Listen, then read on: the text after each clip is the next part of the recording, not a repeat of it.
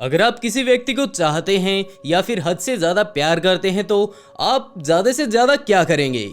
Hello दोस्तों, मैं हूं नवीन, जहां आज हम बात करेंगे एक ऐसी ही घटना के बारे में जिसके बाद उसने जो किया उसके परिणाम स्वरूप ऑस्ट्रेलिया की सरकार ने उसे ऐसा दंड दिया कि वो उस दंड को पाने वाला वहां का पहला व्यक्ति था। तो चलिए बिना पहेलियां बुझाए वीडियो को शुरू करते हैं। 1955 में कैथरीन नाम की एक लड़की का जन्म होता है, लेकिन उसके घर के हालात काफी ज्यादा बुरे थे। बुरा सिर्फ इसलिए नहीं कि वो एक गरीब घर में पैदा हुई थी, जबकि इसलिए भी क्योंकि उसके जो माता पिता थे वो दोनों के दोनों ही काफी बड़े पियक्कड़ थे। और यही कारण था कि आप लोग भी जानते हैं कि एक गरीब शराबी का घर किस तरह का होता है। वहां पर उन्हें किसी भी तरह की कोई सुविधा नहीं मिलती। सुविधा के साथ साथ खास बात तो यह है कि उन्हें रहने में भी काफी ज्यादा दिक्कत का सामना करना पड़ता था। कैथलीन ऑस्ट्रेलिया के एक ऐसे छोटे से शहर में रहती थी जहां पर हर व्यक्ति आपस में वहां पर आमतौर पर एक दूसरे को बड़े ही अच्छे से जानता था, और वो लोग ये भी जानते थे कि ये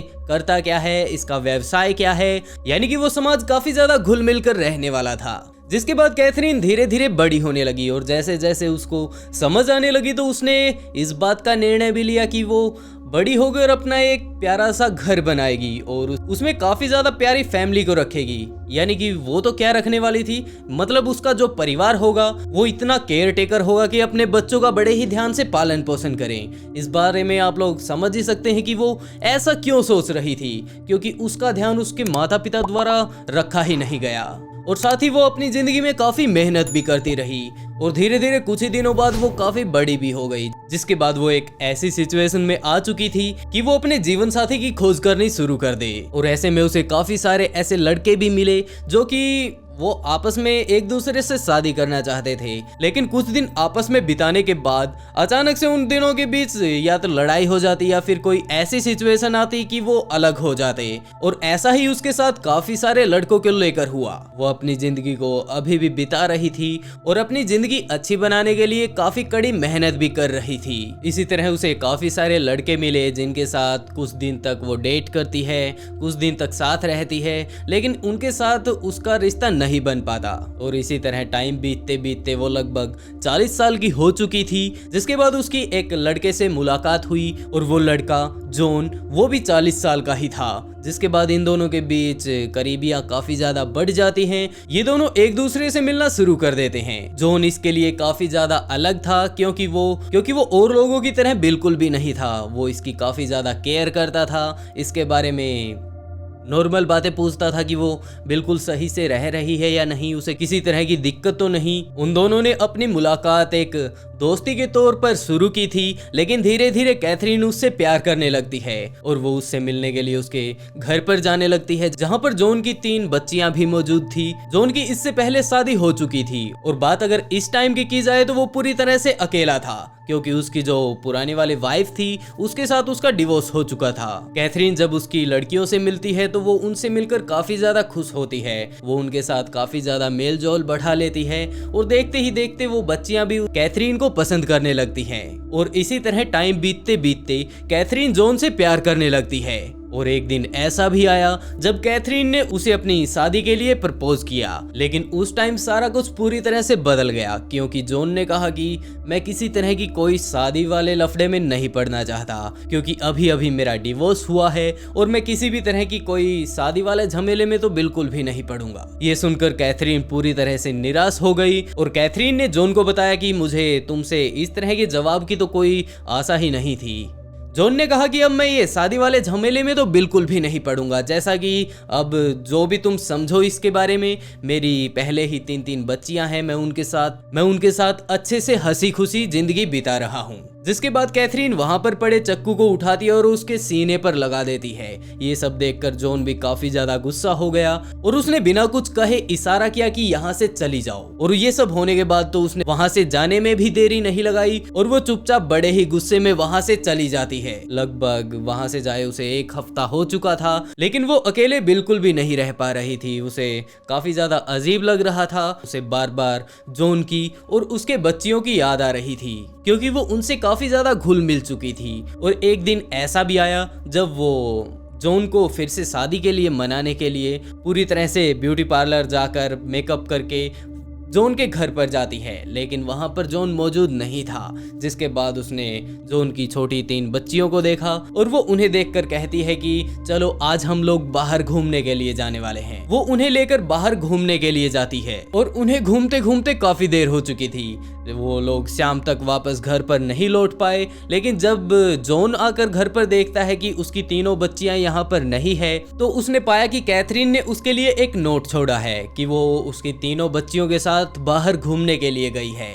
लेकिन ये सब देखकर जॉन काफी ज्यादा निराश हुआ, क्योंकि ये बात जानकर बिल्कुल भी अच्छा नहीं लगा कि वो मेरी 3 बेटियों के साथ बाहर के लिए गई है। वो काफी देर तक उनकी वेट करता है, लेकिन वो नहीं आती। लगभग रात के 11 बज चुके थे, जिसके बाद जॉन वेट कर करके थक गया और उसे अगली सुबह काम पर भी जाना था। जॉन अपने कमरे में जाकर सो जाता है। जिसके बाद अगली सुबह होती है और जब वो अपनी कंस्ट्रक्शन साइट पर नहीं जाता है, तो उसके बॉस कहते हैं कि अभी तक तो जॉन को आ जाना चाहिए था, आखिरकार वो अभी तक आया क्यों नहीं। जिसके बाद उन्होंने उससे कांटेक्ट करने की कोशिश की, लेकिन उसने अपना मोबाइल नहीं उठाया। जिसके बाद उनका एक वर्कर उसके घर पर आता है और जॉन को आवाज़ें लगाना शुरू कर देता है, क्योंकि उसे पता था कि जॉन अंदर ही है, क्योंकि उसका ट्रक अभी भी बाहर ही खड़ा हुआ था। जिसके बाद वो नॉक करना शुरू करता है, लेकिन अभी भी अंदर से आवाज़ नहीं आ रही थी। जिसके बाद उसने और ज़्यादा जोर से खटखटाना शुरू कर दिया, लेकिन अभी भी अंदर से कोई भी आवाज नहीं आई और ना ही कोई गेट खोलने वाला। जिसके बाद उसने भी सोचा कि उसका अभी तक ये ट्रक यहीं पर खड़ा है और अंदर से भी डोर लॉक है, तो आखिरकार वो डोर खोल क्यों नहीं रहा। जिसके बाद वो मुड़कर वापस जाने लगता है, लेकिन जैसे ही वो मुड़ता है तो उसका ध्यान नीचे जाता है, जहां पर थोड़ा सा खून उसके घर से बाहर निकल रहा था। तो उसने देखा कि आखिरकार ये क्या बला है। उसने बैठकर देखा कि ये तो खून है। जिसके बाद उसने अपने बॉस को कॉल किया कि मैं इस तरह यहाँ आया जरूर था और मैंने काफ़ी बार नॉक किया, लेकिन अंदर से ना तो जॉन की आवाज़ आई और ना ही उसने खुद आकर दरवाज़ा खोला। लेकिन यहाँ पर खून मौजूद है, लेकिन डोर अंदर से लॉक है, जिसके कारण मैं अंदर जाकर तो चेक नहीं कर सकता। जिसके बाद उसका बॉस पुलिस के साथ वहां पर आ जाता है और वो पुलिस वहां पर आकर देखती है कि ये खून तो काफी देर पहले का है, शायद यहाँ पर कुछ ना कुछ दुर्घटना हुई होगी। जिसके बाद पुलिस ने भी वहां पर लगातार नॉक करना शुरू कर दिया कि शायद कोई ना कोई तो दरवाज़ा खोलेगा, लेकिन अंदर से किसी भी तरह की कोई प्रतिक्रिया नहीं आ रही थी। जिसके बाद उन लोगों ने सोचा कि हो सकता है इसके घर के पीछे वाला दरवाज़ा मौजूद हो और हो सकता है वो खुला हो, जिससे हम लोग अंदर जा सकें और चेक कर सकें कि आखिरकार चल क्या रहा है। तो वो लोग उसके घर के पिछली तरफ जाते हैं, जहाँ पर काफ़ी सारे विंडोज़ मौजूद थे, लेकिन वो लोग देखते हैं कि यहाँ पर कोई ऐसा दरवाजा मौजूद नहीं है जो कि अंदर की तरफ जा सके। लेकिन वहां पर काफी सारी खिड़कियां मौजूद जरूर थी, वो भी कांच वाली, जिससे वो लोग आर पार जरूर देख सकते थे। और जैसे ही पुलिस ने वहां पर जाकर उन खिड़कियों पर हाथ लगाकर अंदर की तरफ देखने की कोशिश की, तो उन्होंने देखा कि एक काफी बड़ी डाइनिंग टेबल मौजूद है और उस पर काफी सारी खूबसूरत डिशेज रखी हुई हैं। और इनसे वो लोग यही अंदाजा लगा पा रहे थे कि शायद ये शाम को जचाई होंगी, लेकिन इनमें से किसी ने भी कोई डिनर वगैरह नहीं किया। जिसके बाद उन लोगों ने वहाँ के आसपास का माहौल देखा, तो वहाँ पर बुरी तरह से खून बिखरा हुआ था। और ये सब हालात देखने के बाद तो पुलिस वाले भी समझ गए कि कुछ ना कुछ गड़बड़ जरूर है। वो लोग वापस अगली तरफ आते हैं और उसके जो मेन डोर था उसको तोड़ने की कोशिश करते हैं, और कुछ ही देर बाद वो लोग उसे पूरी तरह से तोड़ भी देते हैं। लेकिन जैसे ही वो वहां पर अंदर एंटर होते हैं, तो उन्हें पता चलता है कि यहाँ पर तो चारों तरफ खून ही खून बह रहा है। और जैसे ही वो थोड़ा और अंदर जाते हैं, तो वो देखते हैं कि यहाँ पर किसी न किसी चीज को मारने के बाद खींचकर ले जाने के साइन मौजूद हैं, क्योंकि वो सभी खून के धब्बे कुछ इसी तरह से बने हुए थे। और वो थोड़ा और अंदर जाते हैं, जिसके बाद वो बेडरूम में पहुंच जाते हैं। वहां पर कैथरीन बड़े ही बुरे तरीके से पड़ी हुई थी, लेकिन खास बात यह थी कि उसकी अभी भी नब्ज चल रही थी। तो पुलिस वालों ने बिना देरी किए एम्बुलेंस बुलाई और कैथरीन को हॉस्पिटल रेफर कर दिया। लेकिन अभी तक उन लोगों को ये बात समझ नहीं आ रही थी कि आखिरकार ये इतना सारा खून किस चीज का है। और जैसे ही उन लोगों ने, यानी कि वो जो खींचने वाली चीज थी, जो कि खून के धब्बों के साथ किसी चीज को खींचा गया था। वो लोग उसके जब पीछा करते हैं तो वो देखते हैं कि ये तो सीधा रसोई में जा रहा है। और जैसे ही वो लोग रसोई में पहुंचते हैं और रसोई का गेट खोलते हैं तो आगे जाकर देखते हैं कि यहाँ पर तो कुछ भी नहीं। लेकिन कुछ ही देर बाद पुलिस वाले का ध्यान जाता है कि उसके हाथ पर खून लगा हुआ है। लेकिन खास बात यह थी कि पुलिस वालों को किसी भी तरह की कोई चोट नहीं थी। तो उसने चेक किया कि आखिरकार ये कहाँ से गिरा है। तो उन्हें थोड़ी इन्वेस्टिगेशन के बाद पता चलता है कि उनकी जो रसोई थी और जैसे ही पुलिस वाले ने गेट खोला था तो ये खून ऊपर की तरफ से टपक रहा था। और जब उन लोगों ने थोड़ी और इन्वेस्टिगेशन की तो उन्हें कुछ ज्यादा समझ में नहीं आया। लेकिन दूसरी तरफ कैथरीन अभी तक होश में आ चुकी थी और वो काफी ज्यादा सदमे में भी थी। लेकिन खास बात यह थी कि उसने किसी भी तरह की कोई चीज छुपाने की कोशिश नहीं की और उसने खुद पुलिस वालों को बताया कि आखिरकार उसने क्या कुछ हरकतें कर दी। उसने बताया कि जब वो रात को उसकी बच्चियों को अपने घर पर छोड़कर उसे मनाने के लिए पूरा ड्रेसअप होकर उसके पास आती है तो वो काफ़ी ज़्यादा गुस्से में था। लेकिन खास बात यह भी थी कि वो उसको देखकर बिल्कुल शांत हो गया और जैसे ही वो शांत हुआ उसने उसे मना भी लिया कि अब गुस्सा छोड़ भी दो, वो बात हमें भूल जानी चाहिए। जिसके बाद उन लोगों ने मिलकर डिनर किया और उसके बाद सोने के लिए चले गए। लेकिन रात होते ही पता नहीं उसके दिमाग में क्या आई कि जैसे ही उसकी नींद खुली तो उसे जॉन एक काफी ज्यादा बड़े क्रिमिनल की तरह दिखाई देने लगा, जैसे कि उसने सिर्फ उसे यूज किया हो। और जब उसने उसके सामने शादी का प्रस्ताव रखा तो उसने आखिरकार ये कहा कि मैं किसी तरह की कोई शादी नहीं करने वाला, मैं शादियों से ऊब चुका हूँ और जो कुछ भी है अब ये मेरी बच्चियां ही मेरा सारा कुछ हैं। जिसके बाद उसे काफ़ी ज़्यादा गुस्सा आया और वो अपनी पुरानी साइट पर जाती है जहाँ पर वो काम करती थी। दरअसल वो पहले एक बूचड़ खाने में काम करती थी जहाँ पर वो मीट की कटिंग करती थी। वो वहाँ पर जाती है और उस दुकान का ताला तोड़कर उसके अंदर मौजूद जो उसके जो हथियार थे जिनसे वो मीट कटिंग किया करती थी उनका पूरा का पूरा थैला उठाकर जॉन के घर पर ले आती है। और वो जॉन के घर के अंदर आते ही सबसे पहले डोर को बड़े ही शांति से क्लोज करती है ताकि जॉन की नींद ना खुल जाए। उसके बाद वो रसोई में जाती है और पूरी तरह से अपनी किट को खोल देती है और उनमें से सिलेक्ट करती है सबसे धारदार हथियार।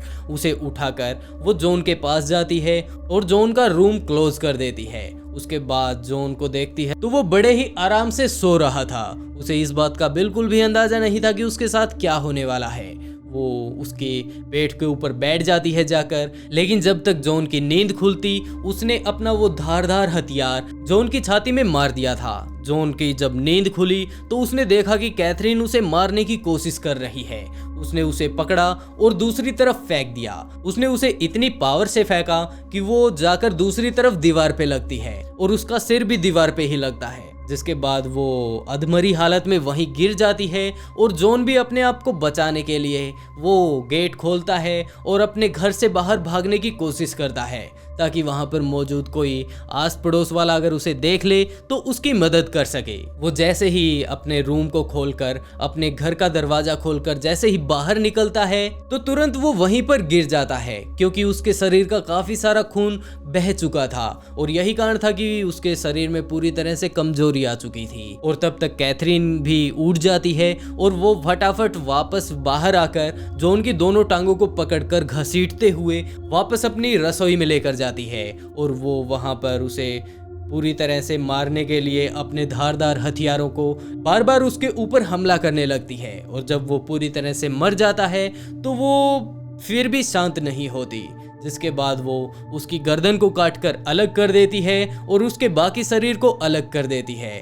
आप लोग सोच सकते हैं कि वो इतनी ज्यादा गुस्से में थी कि वो समझ नहीं पा रही थी कि आखिरकार वो कर क्या रही है। वैसे वो एक मीट कटिंग शॉप में पहले काम कर चुकी थी जिसके कारण उसे कटिंग का काफी ज्यादा एक्सपीरियंस था और यही कारण था कि उसने उसके शरीर के अलग अलग हिस्सों को बड़े ही सफाई से काटना शुरू कर दिया। और जो शुरू में हम लोगों ने बाहर जो डिश देखी थी वो असल में उसने जॉन की ही बनाई थी। उसने उसके सिर को उठाकर उसके सिर से एक अलग डिश बना दी और उसके शरीर में जो अलग अलग चीजें मौजूद थी जैसे कि लीवर, थाई, हैंड, इन सब की अलग अलग डिशेस बनाकर इस तरह से तैयार कर दी जैसे कि वो एक रियल मीट हो। जैसे कि वहाँ के लोग आमतौर पर खाया करते हैं। उसने एक ये प्लान बनाया था कि वो जॉन को उसकी बच्चियों को खिलाने वाली थी। उसने जॉन को बड़े ही बुरे तरीके से कटिंग करके उसकी ग्रेवी बनाकर सब्जी और अलग अलग चीज़ों में बदल दिया। जो उसकी स्किन बची थी उसने वो सभी लपेट कर वहाँ जो पुलिस वाले ने आकर दरवाज़ा खोला था रसोई का उसके ऊपर रख दी, और यही कारण था कि वो खून जो लगा था वो उसकी स्किन का टपक कर उसके पुलिस वाले के हाथ पर लगा था। ये सब बातें सुनकर पुलिस वाले भी पूरी तरह से दंग रह गए। लेकिन जो खास बात थी वो ये कि जब उसने ये सब काम धाम कर लिया था तो उसके अचानक पता नहीं दिमाग में क्या आया, और या फिर हम कहें कि वो सो रही थी फिर जाग गई। उसने ये सब देखकर वो अपने आप पर काफ़ी ज़्यादा हैरान हुई कि आखिरकार उसने ये सब क्या कर दिया, क्योंकि उसने एक ही डाइनिंग टेबल पर काफ़ी सारे प्लेटों में जॉन को डिस्ट्रीब्यूट कर दिया था, और उसका वो भी मतलब कहीं पर ग्रेवी बनाकर, कहीं पर उसका सलाद बनाकर, तो कहीं पर कुछ तो कहीं पर कुछ, और हर एक प्लेट के ऊपर उसने उसकी बच्चियों का भी नाम लिखा था कि ये प्लेट उसकी, ये प्लेट उसकी। वो वहाँ पर उन बच्चियों को लाती उससे पहले ही उसे होश आ गया कि आखिरकार वो कर क्या रही है, जिसके बाद वो ये सब देखकर पूरी तरह से डिस्टर्ब हो गई और उसने काफ़ी सारी नींद की गोलियां खा ली, और जिसके बाद वो बेडरूम में चली गई, और इतनी सारी गोलियां खाने के बाद उसका वहां पर गिरना बिल्कुल आम बात थी। और आगे का तो आप लोग जानते ही हैं कि किस तरह पुलिस ने आकर उसे उठाया और हॉस्पिटल पहुंचाया। लेकिन जब ये सब बातें कोर्ट में पेश की गई तो जज को भी ये सब देखकर काफी ज्यादा अजीब लगा कि आखिरकार तुम किस तरह की महिला हो जिसने इतना बेकार घटिया काम किया है। और उसने कहा कि मैं सजा के तौर पर तुम्हें कुछ ऐसा देने वाला हूं जो आज से पहले कभी किसी लेडीज को नहीं दिया गया। मैं तुम्हें उम्र कैद की सजा देता हूं, और ना ही तुम्हें कोई बेल मिलेगी ना कुछ और। अब पूरी जिंदगी तुम्हें अपनी जेल में ही बितानी होगी। वैसे दोस्तों, आप लोग कैथरीन के बारे में क्या कहना चाहेंगे कमेंट बॉक्स में जरूर बताइएगा। और अगर वीडियो अच्छा लगा हो तो वीडियो को लाइक कर चैनल को सब्सक्राइब जरूर करें।